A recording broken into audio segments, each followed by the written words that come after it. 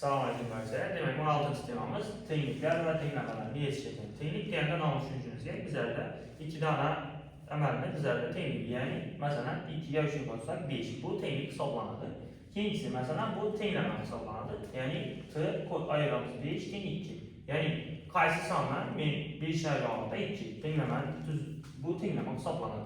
Şimdi bizler tekniklerin yetiştirişe geçeceğimiz bize yani bu teknikler bizlerde normal hesaplanады. Bu məlum, bu ham məlum.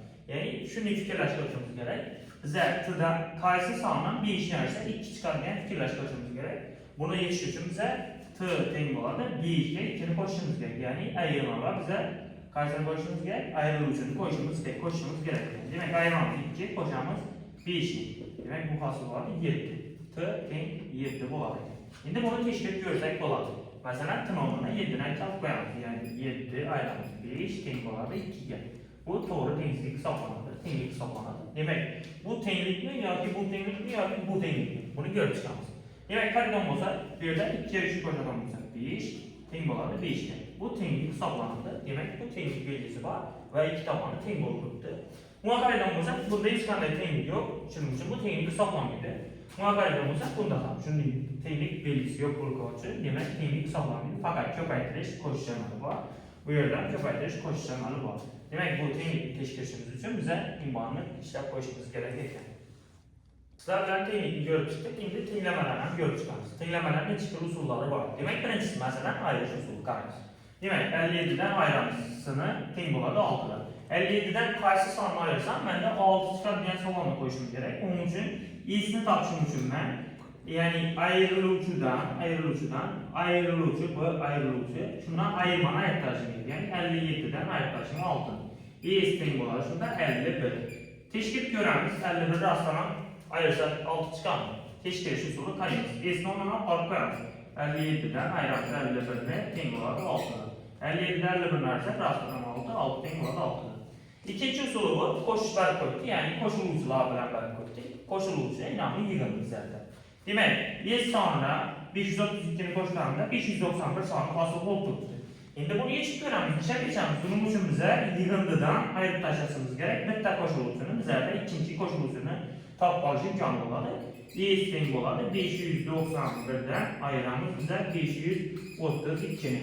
İyisinin oladı size ayırıp göremiz. İlk karanlık. Rastlanan şimdi oladı 591'den ayırıp taşımız 532'nin. Beraber olsa 11'de 2 dersek 9, yani 8 düşünersek 5, 4 olur. Demek 59 sonra fasıl bularken bizlerle. Rastlanan teşkil göremiz, şunu teşkil usulundan faydalanır. Demek teşkili şunu diyeyim olarken. Teşkil demek karedan olsa bize 59'u bu yere tek koşmamız gerek. 59 koşamız 532, tenim oladı 591'e. Koşuklar aramızda ikisinden şu 591 tenim oladı 591'e. Bu demek bize tenim yanlarına doğruya geçti. Köpçülük okusular bir de buna bunu koşuk giderdi. Karedomuzda o hata olup giderdi. Demek buna bunu koşalımızda 1000'den ziyaddan geldi. 1000'den ziyadda 500'lük olur. 532'ni koşalımızda 1 milyar veya insan gelip kalır. Elimizde 591 sanat fazla borç verir. Bu kadar teynlemek sağlamadı. Demek teynlemeyi işçisi fakat 2'nin 3'e köpəydir yeterli. Yani kağıdayamız bir de 2'nin 3'e köpəyi değerden tuttu. 2'nin 3'e köpəysek 6. Demek 6 değerimiz 2 köpəyə 3 gelir. Bunu teşkil oturuşumuz şart anlarız. Keyin muhatabiden olsak bir de köpçülük okusular yanlış adı tanıyımız. Sınavına bir arsan koyup görürüz. Mesela 1 koyup görürüz. Sırtayın 1 digden 31 ten 21 dedi. Bu hata hesaplanmadı. Hiç kasan bir de bu sağına ekranı koymazsın gerek. Hiç kasan bir de koymazsın gerek. Kareden olsak bir de yazılmazdan köpəytiriş belgesi boladı. Hem o şöyle köpəytiriş belgesi var da hesaplaşmamız gerek. Yani 3'lü sıra köpəytiriyor vaxtında 21 çıxışı gerek. Yani bizlerde birinci köpəytirişi var, ikinci köpəytirişi var, köpəytirmə var. Bize ikinci köpəytirişini tapışımız gerek. Bunun için bize sını tapış için 21'ini bölüş gerek 3'e. Sığır tek boladı 7'de. Yani 21'ini 3'e bölsek 7. Rastlanan şunu bola mı? Yanına teşkil göremiz demek. 3'lü köpəytirimiz 7'ye tek boladı 21'e. 7 demez, bizlerde 21, tek boladı 21'e. Bizlerde doğru teknik hasılık olur. Bu teknemen bu düşündüğüm boladı. Bunun arasında demek köpəytiriş belgesi bardak hesaplayımız. Okusular şöyle yanlışmalar. Demek Z'nin nöl çıkmıydı bunu yeşilin hatalı oladı. Bu yeşil demek 30'da teng 30'dan ketmeyen. Bu hata buladı. Z teng 4 bo'lmaydi bu yerda. Ortada ko'paytirish bor. Demak, 3 ni ko'paytiramiz esa teng bo'ladi 30 ga. 3 ni qaysi songa ko'paytirsam 30 ni ham son 30 sonni hosil bo'ladi. Fikrlashimiz kerak bu yerda. Z ni topishimiz uchun 30 ni bo'lishimiz kerak 3 ga. Z teng bo'ladi bu yerda 10. Demak, Z degan sonimiz 10 ga teng bo'ladi. Rostdan 10 bo'lanishini teshkil qilamiz. Demak, 3 ni ko'paytirsam 10 ga teng bo'ladi 30 ga. 30 teng bo'ladi 30 ga. Rostdan demak 30 sonni 30 sonni teng bo'ladi ekan. Z teng 10 bo'lgan vaqtda. Keyingisi d-ni ko'ramiz. Bu yerda d-dan faqat 2 bo'lishni bajarib javobni chiqarib qo'ysak bo'ldi bizlar uchun. D teng bo'ladi 42 ni 14 ga bo'ladigan bo'lsa 3 chiqadi ekan. Demak, d deymiz bu yerda 3 ga hosil bo'ladi ekan. Ya'ni 42 ni 14 ga bo'lsak 3. Shuni yechib bizlar uchun yechim bo'lib olamiz ekan. Demak, endi shu misollarni ko'rib chiqamiz berganlar. Demak, b dan 260 ga ko'p bo'lgan ifodani toping. Ya'ni b dan 260 ga ko'p degan vaqtda bizlar qaramaylik. G yoki t ko'p degan vaqtda bizlar qo'shishimiz kerak. Ya'ni shartlarga qarashimiz kerak. Balki teskari shartlar kelib qoladi, u vaqtda ayirishimiz kerak bo'lib qoladi. Mana G, T yoki G, Ch degan vaqtda bizlarda kam degan vaqtda ayirishimiz kerak. Bizlar endi marta ortiq desa, marta degan so'z ishlatilsa yoki ortiq deb qo'ysa, ortiq bizlar u vaqtda ko'paytirishimiz kerak ifodani. Masalan, 2 dan 2 ga ortiq bo'lgan sonni toping desa, bu 4. 3 dan 3 marta ortiq bo'lgan sonni toping desa, ya'ni 3 ni ko'paytirishimiz kerak 3 ga. Bu yerda 9 sonni hosil bo'ladi. Ya'ni birsidan qo'shib turibmiz, birsidan ko'paytirib turibmiz. Yoki kam desa ayirishimiz kerak. Marta kam million bo'lsa, bo'lishimiz kerak bizlar. Marta kam desa bizlar bo'lishdan mana oshirishimiz kerak. Demak, tushundingizmi? B dan 260 ga ko'p bo'lgan ifodani toping. B dan 260 ni qo'shishimiz kerak. Ya'ni b plyusdan 260 bo'lar ekan javobimiz bizlarda. Endi bu ikki misollarni ko'rib chiqamiz. Sal keyinroq tenglamada. Boshdan bizlar yechishimiz uchun buni bitta qo'shiluvchi deb olamiz. Buni ikkinchi qo'shiluvchi, bu yig'im deb olamiz. Endi bu bizlarda noma'lum, ina bu qo'shiluvchi bizlarda ma'lum bo'ldi. Bu qo'shiluvchini topish uchun bizlar 100 dan 30 ga ayirishimiz kerak. Ya'ni 42 plyusdan x teng bo'ladi 100 ayrilgan 30. Demak, 42 plyusdan x teng bo'ladi 130 dan ayirsak 70 ga. Demak, bu ham ikki dona qo'shiluvchilar aylanib qoldi. 42 ga qo'shsak x ni demak 70 ga teng bo'lishi kerak. X topish uchun bizlar 70 dan ayirib tashlashimiz kerak. 42 ni 70 dan 42 ni ayirib tashlagan bo'lsak, x teng bo'ladi 28. Demak, 28 ga teng bo'ladi. Rostdan qo'yib ko'ramiz o'rnidan 28 ga teng bo'ladimi shu? Demak, 42 qo'shib 28 plyusdan 30 teng bo'ladi 100 ga. 42 ga 28 ni qo'shsak bizlarda 70 ni beradi. 70 ga 100 ni qo'shadigan bo'lsak bizlarda 30 ni beradi. Demak, bu tenglik to'g'ri ekan. Bizlar tenglamani to'g'ri yechib qo'yamiz. Har safar ishni javob chiqargan vaqtda bunda tekshirib qo'yish yaqin chiqmasin. Keyingi misolni ko'ramiz. Demak, x ko'paygan 11 - 30 teng bo'ladi 36 ga. Bu yerda birinchimiz ayriluvchi, bu demak ayirma ekan. Bizlarda ayriluvchini topish uchun buni mana plyusatib o'tirib berishimiz kerak. Ya'ni ayirmaga bizlar ikkinchi ayriluvchini qo'shishimiz kerak. X ko'paygan 11 teng bo'ladi 36 qo'shilgan 11 yo'q 30 bo'ladi ekan. Keyingisi x ko'paygan 11 teng bo'ladi 66 ga. X topish uchun bizlar, ya'ni qaysi sonni 11 ga ko'paytirsam 66 hosil bo'ladi deb fikrlashimiz kerak.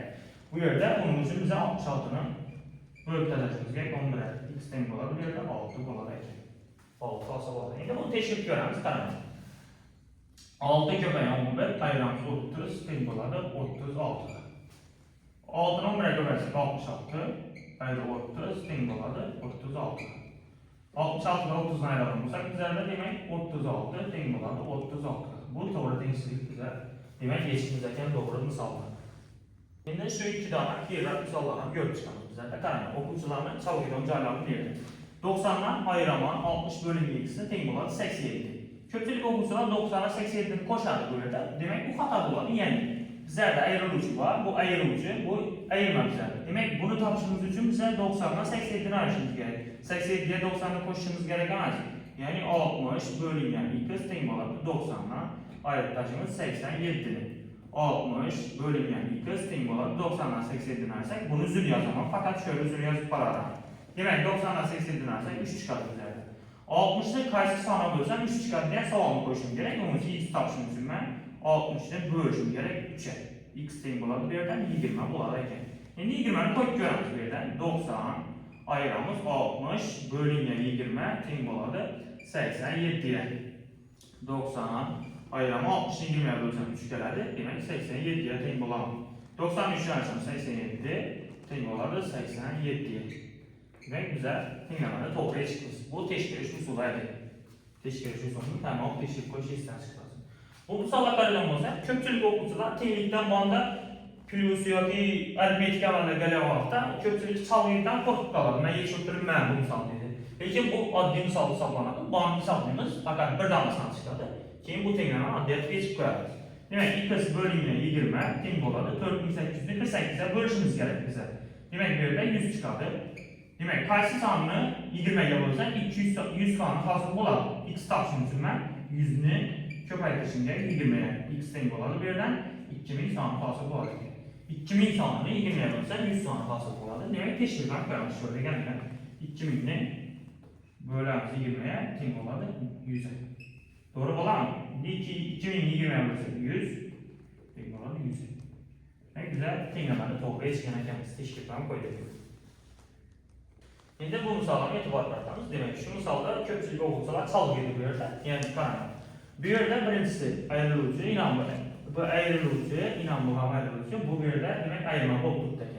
Demek x minus'tan bölünce 14'ünü alıp alamız. Bu bana plus ötürüp alamız bunu. Demek 5533'e koşamız 6045'i. Koşalım olsa x bölünce 14'ünü yazıp alamız.